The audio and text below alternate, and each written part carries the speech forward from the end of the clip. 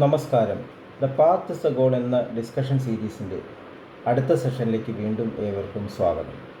നമുക്ക് ആദ്യം മെഡിറ്റേഷൻ ചെയ്യാം. കണ്ണുകൾ അടച്ച് ശാന്തമായിരിക്കൂ. ഭൂമി മാതാവിനോടും സർവചരാചരങ്ങളോടും അന്തരീക്ഷത്തോടും കൃതജ്ഞത രേഖപ്പെടുത്തൂ.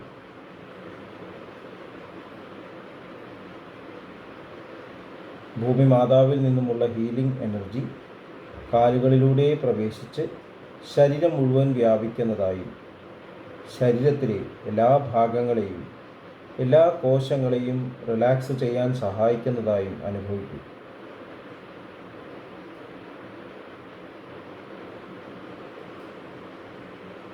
ഇപ്പോൾ ശരീരം പൂർണ്ണമായും റിലാക്സ്ഡായി.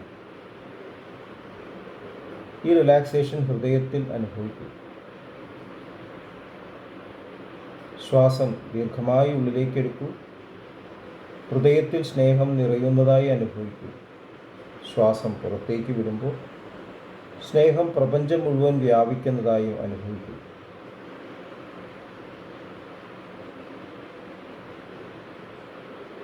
ഹൃദയത്തിൽ കുടികൊള്ളുന്ന സ്നേഹത്തിൻ്റെ സ്രോതസ്സിൽ നിന്നും ഉദ്ഭവിക്കുന്ന ദിവ്യപ്രകാശം മനസ്സിനെ ആകർഷിക്കുന്നതായി അനുഭവിക്കും.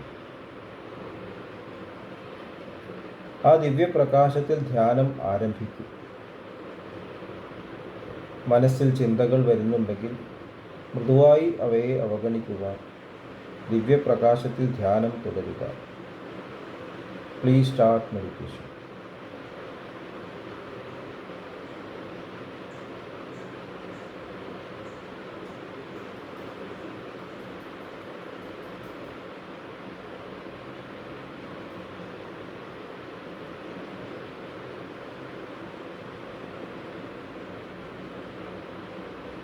ഓക്കെ. കണ്ടീഷൻ ഹൃദയത്തിൽ നിലനിർത്തി പതുക്കെ കണ്ണുകൾ തുറക്കും. എല്ലാവരെയും ഹാർദമായി ഹാർട്ട്ഫുൾനെസ് സഹജമാർ മെഡിറ്റേഷൻ സിസ്റ്റത്തിലേക്ക് സ്വാഗതം ചെയ്യുന്നു. എങ്ങനെ ജോയിൻ ചെയ്യാം എന്നത് ഡിസ്ക്രിപ്ഷൻ ബോക്സിൽ കൊടുത്തിട്ടുണ്ട്. നമ്മൾ റിലിജ്യൻ എന്നുള്ള കാര്യത്തെക്കുറിച്ചിട്ട് എഡ്യൂക്കേഷനുമായിട്ട് റിലിജ്യൻ്റെ സംബന്ധത്തെക്കുറിച്ച് ആണ് ഡിസ്കസ് ചെയ്തുകൊണ്ടിരിക്കുന്നത്. എഡ്യൂക്കേഷൻ എന്ന് പറയുമ്പോൾ ഒരു അനന്തമായിട്ടുള്ള ഒരു യാത്രയാണ്. ഒരിക്കലും പറയാൻ പറ്റില്ല എനിക്കെല്ലാം അറിയാം എന്ന് പറയാൻ സാധിക്കില്ല. എനിക്കൊന്നും അറിയില്ല എന്നുള്ളതാണ് ഏറ്റവും വലിയ അറിവ് എന്നുള്ളൊരു പ്രസിദ്ധനായിട്ടുള്ള ഒരു ഫിലോസഫർ പറഞ്ഞിട്ട്. എനിക്കൊന്നും അറിയില്ല. വിനയത്തിൻ്റെ ആ ഏറ്റവും ഉയർന്ന അവസ്ഥയാണ്. അപ്പോൾ ആ ഒരു സ്റ്റേറ്റിൽ അഹംബോധം പൂർണ്ണമായിട്ടും വിനയാന്വിതനാകുമ്പോൾ ശരിയായിട്ടുള്ള വിസ്ഡം അതിലൂടെ തിളങ്ങുന്നു. അതൊരു നേരിയ ഒരു വെയിൽ ആയിട്ട് മെംബ്രെയിൻ മാത്രമായിട്ട് നിലനിൽക്കുന്നു. എക്സ്പ്രസ് ചെയ്യാൻ വേണ്ടിയിട്ട് ആ പൂർണ്ണത എക്സ്പ്രസ് ചെയ്യുന്ന ഒരു നേരിയ ഒരു വീൽ. അപ്പോൾ അവിടേക്ക് എത്തിച്ചേരാനാണ് നമ്മൾ ഇത്രയും കാര്യങ്ങൾ പഠിക്കാൻ ശ്രമിക്കുന്നത്. അപ്പം അതിന് ഒരുപാട് സമയം ചിലവാക്കേണ്ട ആവശ്യമില്ല. ലോകത്തിലെ എല്ലാ കാര്യങ്ങളും പഠിക്കേണ്ട ആവശ്യമില്ല, പഠിക്കാൻ സാധിക്കില്ല. ഈ ഒരു തിരിച്ചറിവ് നമുക്ക് എത്രയും വേഗം വരുന്നു അത്രത്തോളം നമ്മളുടെ ആ പ്രോഗ്രഷൻ ഫാസ്റ്റാവും. അപ്പം അവിടെയാണ് ശരിക്കും റിലിജ്യൻ നമ്മളെ ഹെൽപ്പ് ചെയ്യേണ്ടത്. ഈ ഒരു തിരിച്ചറിവ്, അതായത് അനന്തതയിലേക്കുള്ള യാത്ര. മിക്ക ഫിലോസഫീസ്, അതിപ്പോൾ മതപരമായിട്ടുള്ള ഫിലോസഫീസ് ആയാലും അവസാനം ഭൗതികതയിലാണ് തങ്ങി നിൽക്കുന്നത്. സ്പിരിച്വൽ എന്ന് പറയുന്ന പാതകളിൽ അവസാനം മെറ്റീരിയലായിട്ടുള്ള കാര്യങ്ങളെക്കുറിച്ചാണ് ചർച്ച ചെയ്യുന്നത്. അപ്പോൾ നമ്മൾ റിലീജിയസ് പലതരത്തിലുള്ള ആചാരങ്ങളെക്കുറിച്ച് ചിന്തിച്ച് നോക്കാം. ക്ഷേത്ര ദർശനം, പള്ളിയിൽ ദർശനം, മോസ്കിൽ പോകുന്നത് എല്ലാം ഇവിടെ ജീവിതം സുഖമാക്കാനാണ്. എന്തനുഭവിക്കുന്നുണ്ടെങ്കിൽ ഇവിടെ ഇപ്പോഴാണ് എന്നുള്ളൊരു തിരിച്ചറിവുണ്ട്. തീർച്ചയായിട്ടും അത് ശരിയാണ്. പക്ഷേ അതെവിടെയാണ്? അത് ശരീരത്തിലല്ല. കാരണം ശരീരത്തിൻ്റെ അനുഭവങ്ങൾ ശരിക്കും മനസ്സിലാണ് റെക്കോർഡ് ചെയ്യപ്പെടുന്നത്. മനസ്സിന് സ്റ്റെബിലിറ്റി ഒരിക്കലും ലഭിക്കില്ല. ഭൗതികമായിട്ടുള്ള ഏതൊരു കാര്യത്തിലും മനസ്സ് പൂർണ്ണമായിട്ടും സെറ്റിൽഡ് ആവില്ല. മനസ്സ് സെറ്റിൽഡ് ആവുന്നത് അതിൻ്റെ ശരിയായിട്ടുള്ള അവസ്ഥയിലാണ്. അപ്പോൾ ഈ ഒരു തിരിച്ചറിവിൽ നമ്മൾ ശരിക്കും ഈ എഡ്യൂക്കേഷനിൽ പാർട്ടിസിപ്പേറ്റ് ചെയ്യുകയാണെങ്കിൽ നമ്മുടെ യാത്ര ശരിയായിട്ട് ദിശയിലാവും. വളരെ വളരെ ശ്രദ്ധയോടുകൂടി നിരീക്ഷിക്കേണ്ട ആവശ്യമുണ്ട്. ഞാൻ എങ്ങോട്ടാണ് പോകുന്നത്? മഹാത്മാഗാന്ധിജിയുടെ സമരങ്ങൾ, മഹാത്മാഗാന്ധിജി തന്നെ സത്യാഗ്രഹത്തെക്കുറിച്ചിട്ട് ഡിഫൈൻ ചെയ്യുന്നുണ്ട് ആത്മകഥയിൽ. ഈശ്വരനെ നേർക്കുനേർ കാണണം, അതാണ് എൻ്റെ ലക്ഷ്യം. അപ്പം അതിൽ ചില നിമിഷങ്ങളിൽ എനിക്ക് സാധിച്ചിട്ടുണ്ട്, പക്ഷേ കണ്ടിന്യൂസ് ആയിട്ട് എനിക്ക് സാധിച്ചിട്ടില്ല. അപ്പോൾ അവിടെ എത്തുന്നത് വരെ എൻ്റെ ഈ സമരങ്ങൾക്കൊക്കെ അർത്ഥമില്ലാണ്ടാവുന്നു എന്നാണ് പറഞ്ഞത്. അപ്പോൾ അവിടേക്ക് നയിക്കാൻ ഈ വായന സഹായിക്കുന്നുണ്ടെങ്കിൽ അത് തീർച്ചയായിട്ടും നല്ല കാര്യമായിരിക്കും. നേരെ മറിച്ചിട്ട് അങ്ങനെ അല്ലെങ്കിൽ ഇത് ശ്രദ്ധിക്കേണ്ട എന്നാണ് മഹാത്മാഗാന്ധിജി പറഞ്ഞത്. ഇതൊരു വലിയ തിരിച്ചറിവാണ്. മഹാത്മാഗാന്ധി അതുകൊണ്ട് തന്നെ രാഷ്ട്രീയത്തെയും മതത്തെയും സെപ്പറേറ്റ് ചെയ്യാൻ പാടില്ല എന്നുള്ളത് പറഞ്ഞിട്ടുണ്ട്. അപ്പോൾ അത് വളരെ തെറ്റായിട്ട് രീതിയിലാണ് പലപ്പോഴും വ്യാഖ്യാനിച്ചിട്ട് എന്ന് തോന്നുന്നു. മഹാത്മാഗാന്ധിജി പറഞ്ഞിട്ടുള്ള റിലിജിയൻ എന്താണ്? മഹാത്മാഗാന്ധിജിയുടെ റിലിജിയൻ എന്ന് പറഞ്ഞാൽ ഈശ്വരനുമായി നേർക്ക് നേർ കാണുക എന്നുള്ളത്. അപ്പോൾ അതിന് അദ്ദേഹം കണ്ടെത്തിയ എക്സ്പ്രഷനാണ് ഈ പൊളിറ്റിക്സ് എന്ന് പറഞ്ഞാൽ രാഷ്ട്രത്തെ സംബന്ധിച്ച്, ജനങ്ങളെ സംബന്ധിച്ചുള്ള പ്രവർത്തനങ്ങളിൽ തൻ്റെ ഏറ്റവും ഉയർന്ന അവസ്ഥ പ്രകടിപ്പിക്കാൻ സാധിക്കുന്നുണ്ടോ എന്നുള്ള കണ്ടിന്യൂസ് ആയിട്ടൊരു ഇവാലുവേഷനാണ് നടത്തിക്കൊണ്ടിരിക്കുന്നത്. അതിനാണ് സത്യാഗ്രഹം എന്ന് പറയുന്നത്. അപ്പോൾ അവിടെ ശരി ആയിട്ടുള്ള കാര്യങ്ങളല്ല എക്സ്പ്രസ് ചെയ്യുന്നത്. പുറമേ ഉള്ള ഈ ഇവൻറ്റ്സ് എന്നെ വല്ലാതെ പ്രക്ഷുബ്ധമാക്കുന്നു എന്ന് തോന്നുമ്പോൾ എന്തുകൊണ്ടങ്ങനെ എന്നുള്ള ഒരു ഇൻട്രോസ്പെക്ഷൻ.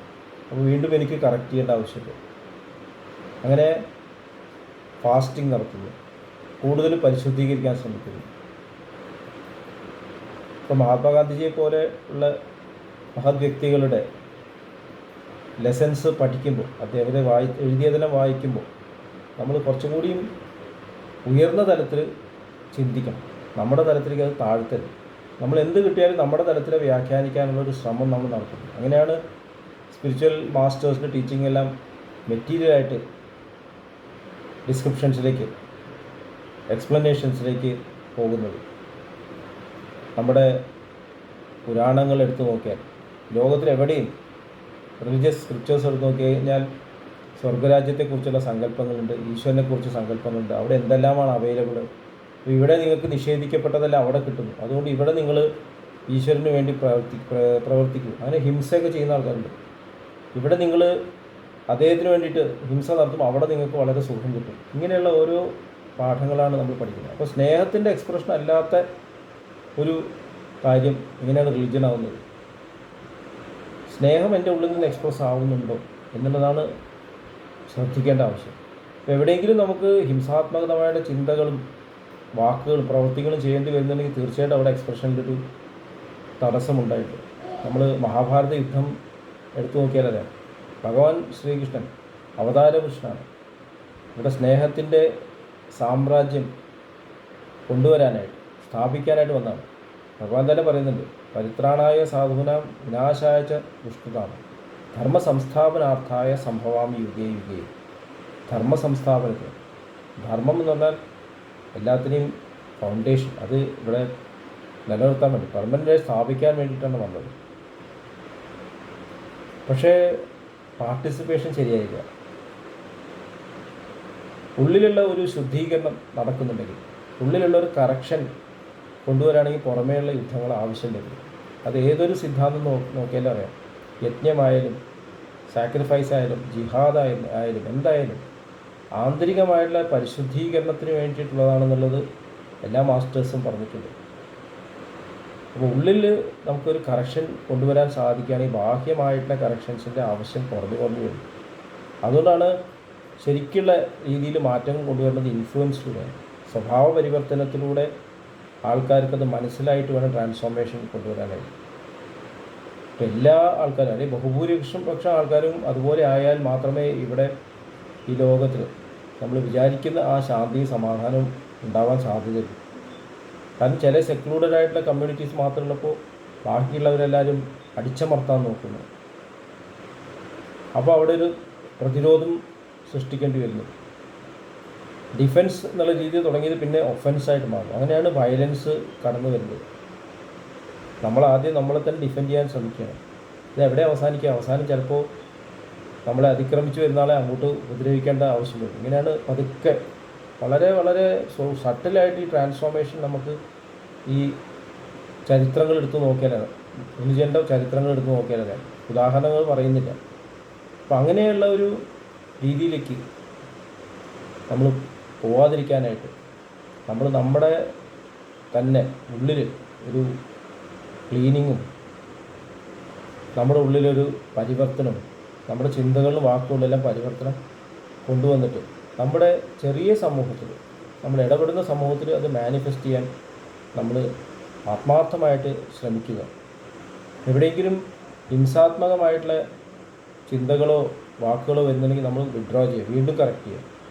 അത് വളരെ വളരെ ഗ്രാജുവലായിട്ടാണ് ഇത് എക്സ്പാൻഡ് ചെയ്യേണ്ടത് എന്നാണ് ഹാർട്ട്ഫുൾനെസ് സിസ്റ്റം പറയുന്നത്. ഒരിക്കലും അവിടെ ഒരു ഫോഴ്സ്ഫുള്ളായിട്ടുള്ള ഇൻ്റർവെൻഷൻ ആവശ്യവുമില്ല, പാടുമില്ല എന്നുള്ളതാണ് മനസ്സിലാക്കുന്നത്. അപ്പോൾ എഡ്യൂക്കേഷൻ്റെ ഈ ഒരു വശത്തേക്ക് കൂടി നമ്മൾ ശ്രദ്ധ ചെലുത്തണം എന്നുള്ളത് പറഞ്ഞുകൊണ്ട് ഇന്നത്തെ ഡിസ്കഷൻ ഇവിടെ അവസാനിക്കുന്നു.